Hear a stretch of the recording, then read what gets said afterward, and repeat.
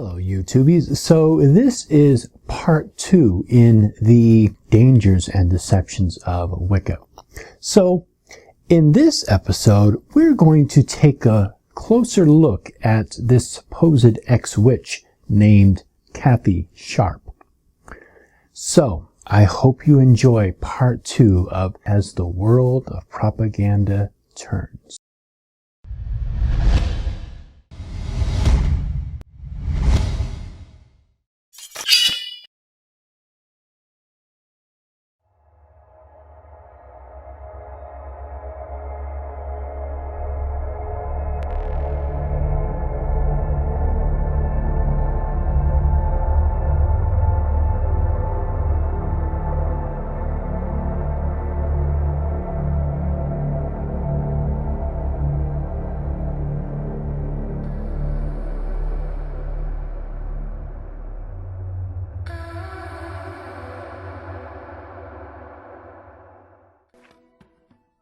At one time, Kathi Sharpe believed witches' spells actually worked, but what she found was disenchanting. Like many people, she thought it was a harmless way to get what she wanted, until she discovered the practice of magic, spells, and incantations wasn't so simple. The ability to do magic and to manipulate what was going on in my life was something that I really thought that I needed. I needed to be in control. I needed to not let anybody be able to take advantage of me anymore. At one time, Kathi Sharpe was looking for a way to change the painful circumstances in her life. She found the perfect escape in Wicca.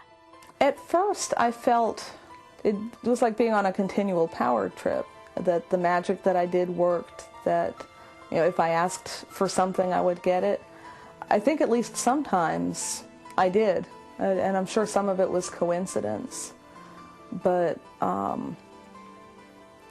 would do a spell, and sometimes I would see pretty immediate results. Kathi Sharpe is the linchpin in this wheel of deception. Kathi and her husband run Ex-Witches Ministries. Her extremely limited knowledge of Wicca stems from running an AOL chat room, and her so-called testimony has changed a little bit throughout the years. So much so that there is a website dedicated to the truth about Kathi Sharpe and her testimony of being a witch. She felt depressed, and for whatever reason, even though she was supposedly a Wiccan, she dropped down to her knees and prayed to God. And God answered her prayers by sending her an email from somebody from tech support who had a religious-sounding email address. From this point on, Kathi Sharpe renounced Wicca and became a devout Christian. That is the entire story of Kathi Sharpe's witch history. Here is a blog from a past co-worker who I assume is still a Christian today. This blogger claims that Kathi Sharpe is corrupt and gives false representations, calling Ex-Witch Ministries a flawed and unscriptural group. These are the blogger's own words. Results that appeal to many women, such as modern-day Wiccan Debbie Coughlin. Society has so long dictated to us how women should be, and within Wicca we have all types of female body types that we embrace, and the goddess embraces all of that. It's a way that a woman is attempting to have a place in society, feel good about herself, feel worthwhile, feel worthy. According to witchcraft expert Carol Matriciana, Wiccans believe that women are more powerful than men. And that's interpreted through fertility, because the woman can give birth and the man can't. So that's seen as a greater power. The woman can transform, the woman can change. I understand my life better. I have more focused purpose in my life. So you tune into your feminine side, as it's called, which has psychic abilities, that has intuition, that can divine, that can source, manipulate, be involved in sorcery. Then they cut away to a scene from the Harry Potter movie for whatever reason. It's not like there's already enough storylines going on in this supposed documentary already. We made it. Can you imagine the look and we're gonna go to space if we were late? Hollywood has picked up on Wicca's allure and has geared it towards an influential teen audience. It's very seductive, and it's wrapped up in a really shiny package. If you turn on the television or walk into the bookstore or go to the movies, the occult is everywhere. Yes, the occult is shoved down our throats at every chance they have. Witches are on every corner trying to convert people. They run advertisements on television every Saturday and Sunday trying to convert people. They're always threatening people with this eternal damnation if they don't become a Wiccan. It is really, really obtrusive and offensive. It's a control and power that's attractive to seekers that are becoming younger and younger. Through movies, literature, and games, children are charmed by spells and the lure of magic. And usually what's happening today is that children are being introduced, or people are being introduced because they want to just have power. Here is that same old straw man argument again. I mean, we are living in a corrupt world with pain and hurt, and we are trying to control ourselves and just get through day by day. Although she understands children's imagination, Matriciana says that the practice of witchcraft is not all child's play. This is an actual altar. They're teaching them how to put Did you catch that? They're teaching them how to put She purposely slipped and said hexes.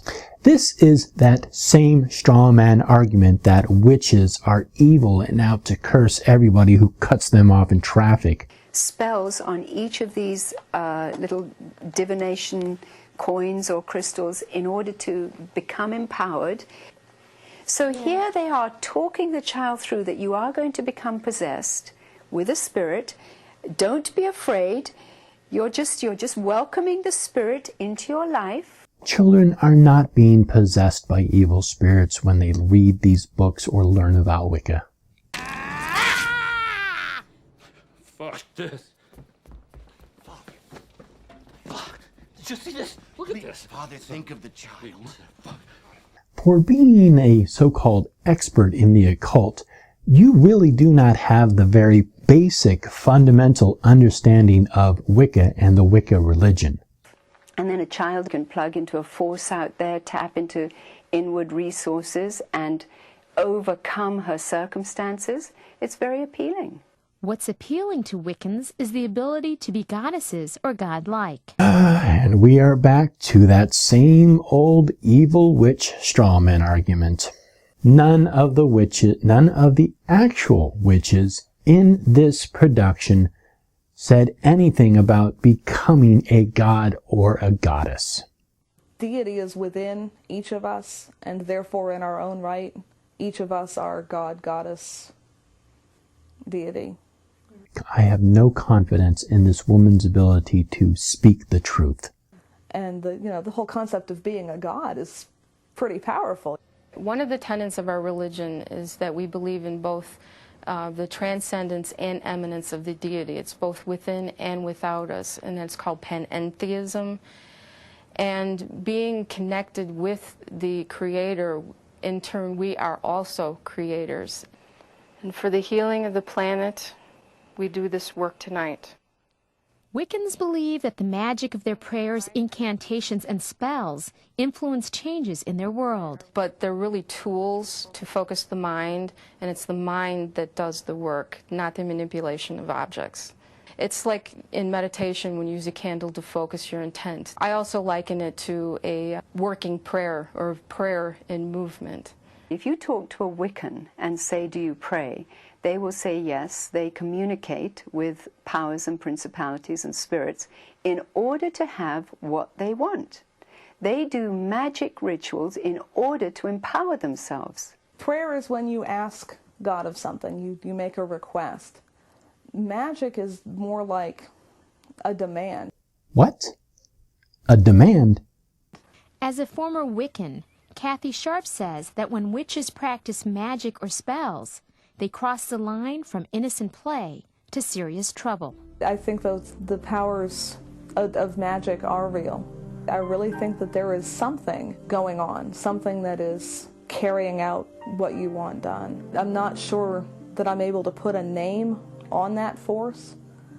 That unnamed force usually takes over a person during the most intense part of a witch's ceremony, drawing down the moon. We ask you and your consort to enter the circle. Matriciana says that Wiccans are deceived in thinking that they are calling down white or good spirits, because what they're really dealing with are dark and sinister forces. One witch told us that there was this voice that came into one of the girls when they were in a circle and doing their magic ritual, and this girl was taken over by a deep voice. Nobody knew where it came from, and she passed out.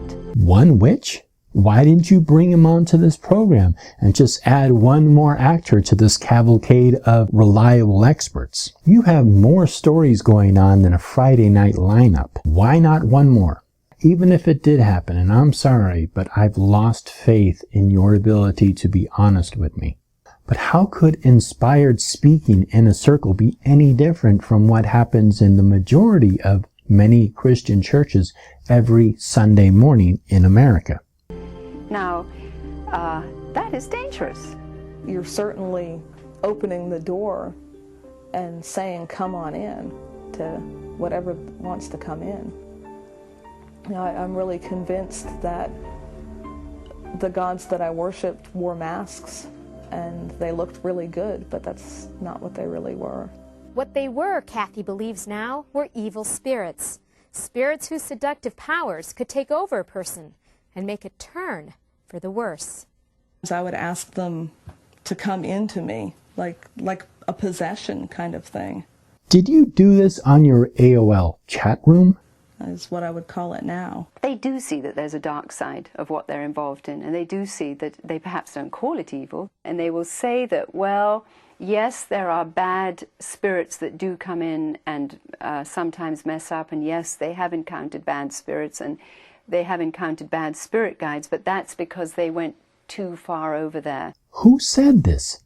Debbie didn't say this, and Debbie is the only reliable source in this soap opera of propaganda. If you haven't been following it, Carol Matriciano's words have nothing to do what Debbie and her group have been saying. Carol Matriciano has been simply focused on building up this straw man of an evil witch argument just so she can tear it down again for her audience. She claims to be an occult expert, but she is nothing more than a manipulative storyteller. She is the writer, the producer, and the director of this soap opera of propaganda.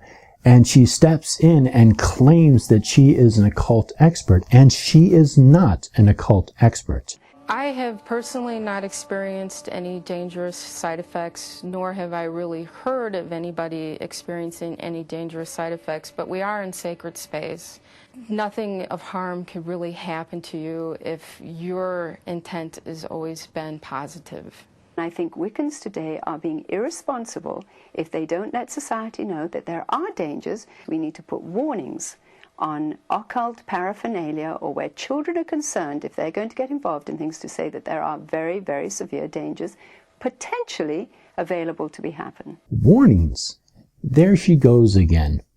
Potential dangers. You have more potential danger of getting a paper cut from reading Harry Potter than anything else. There were periods of time when there was something else other than me there.